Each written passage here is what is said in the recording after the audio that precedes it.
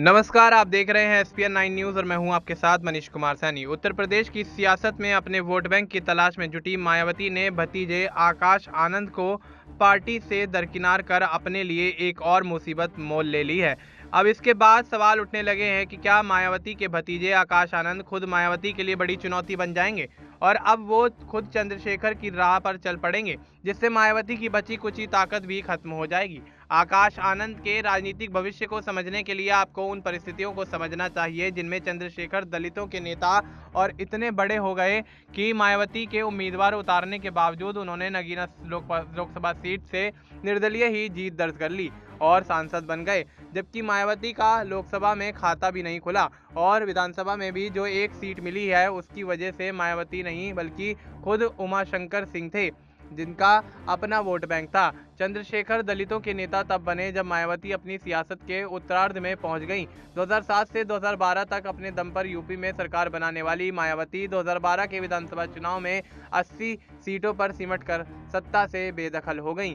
उसके बाद 2 साल बाद जब लोकसभा चुनाव हुए तो नरेंद्र मोदी के नेतृत्व में भारतीय जनता पार्टी की आंधी चली, जिसमें बसपा पूरी तरह से साफ हो गई और उसे एक भी सीट नहीं मिली। दलित नेतृत्व के इस गैप को भरने के लिए चंद्रशेखर आगे आए और उन्होंने साल 2015 में बनाई भीम आर्मी।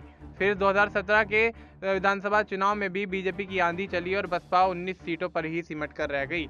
इस दौरान चंद्रशेखर आजाद लगातार आंदोलन करते रहे, जेल जाते रहे और दलितों की आवाज उठाते रहे। 2019 के लोकसभा चुनाव में सपा बसपा के गठजोड़ के बाद भी जब बसपा 10 सीटों पर ही सिमटती रह गई तो इसके अगले ही साल चंद्रशेखर ने तय किया कि अब वो राजनीति में उतरेंगे, क्योंकि मायावती के पास अब वो सियासी ताकत नहीं है कि दलित उनके भरोसे रह सके।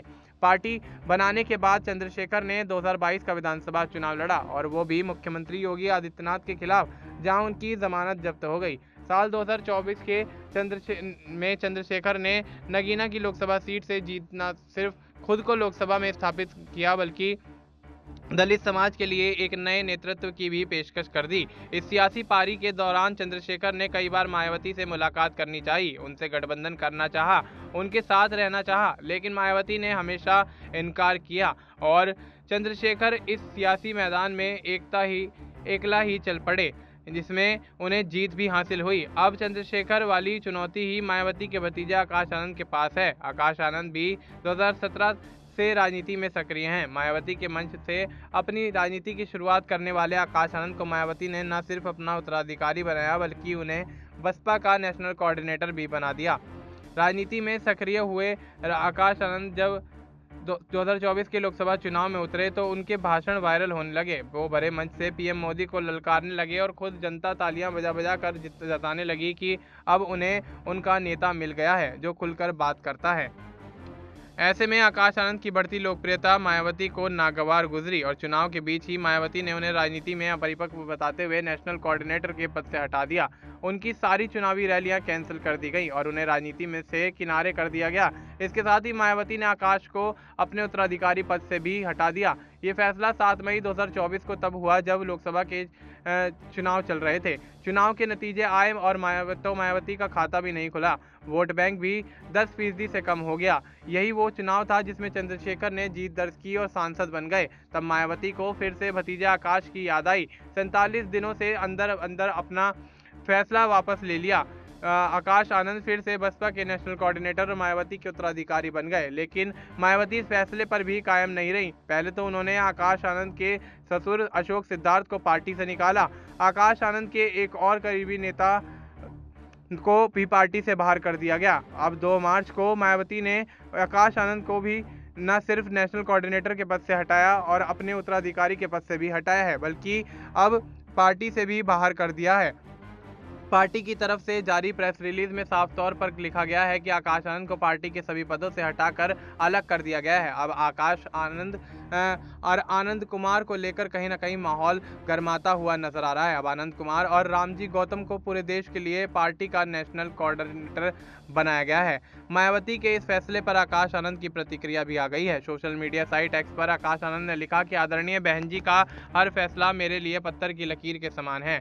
मैं उनके हर फैसले का सम्मान करता हूं, उस फैसले के साथ खड़ा हूं। अब ये तो आकाश आनंद की त्वरित प्रतिक्रिया है, जिस पर सीधा मतलब यह है कि आकाश आनंद अब भी मायावती के साथ ही हैं। लेकिन सवाल यह है कि कब तक? जिस नेशनल कोऑर्डिनेटर की पोजीशन उनके पास थी, वो अब उनके पिता के पास तो है, लेकिन उनके साथ ही उनके ससुर अशोक सिद्धार्थ भी पार्टी से बाहर कर दिए गए हैं। ऐसे में क्या आकाश आनंद पर हाथ धरे बैठे रहेंगे? क्या उनके ससुर अशोक सिद्धार्थ हाथ पर हाथ धरे बैठे रहेंगे और इंतजार करते रहेंगे कि कब मायावती अपना फैसला बदलें और उन्हें राजनीति में वापस लें? या फिर आकाश आनंद भी चंद्रशेखर की तरह उठकर खड़े होंगे और ऐलान करेंगे कि दलितों के नए रहनुमा अब वो हैं? या फिर चंद्रशेखर मायावती से हाथ नहीं मिला पाए, वो आकाश आनंद से हाथ मिलाकर उन्हें अपने पास साथ लाने का न्योता देंगे? उन्होंने तो कुछ भी हो सकता है, लेकिन इतना तो तय है कि मायावती के इस फैसले से बसपा को नुकसान के अलावा फिलवक्त और कुछ हासिल होने वाला नहीं है। अब ऐसे में देखना यही होगा कि आने वाले समय में आकाश आनंद इस बात के बाद क्या कुछ फैसला लेते हुए नजर आते हैं। फिलहाल आपको इस मुद्दे पर क्या कुछ लगता है? आप अपनी राय हमें कमेंट करके बता सकते हैं। बाकी देश और दुनिया से जुड़ी तमाम जानकारी के लिए आप देखते रहिए SPN 9 न्यूज़।